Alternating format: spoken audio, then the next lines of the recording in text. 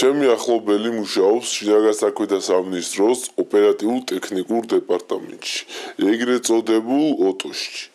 მისი უსაფრთხოების მიზნით იგი თავის შინობას ვერ გაგვიხილავს, თუმცა მე დაზუსტებული ინფორმაციას მოგასწვით ამ მოსმენთან დაკავშირებით.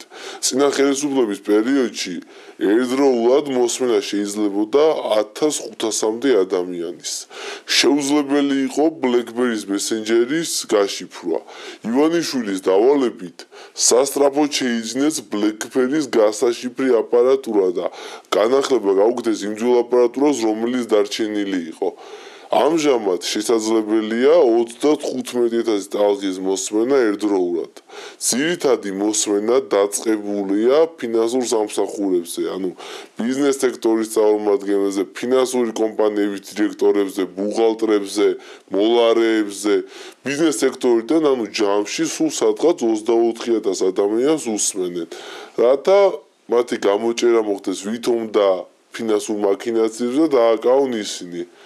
ის მითი რომ ქართული ოცნება მოსმენებს შეწყვეტდა, ეს არის დიდი სისრუე.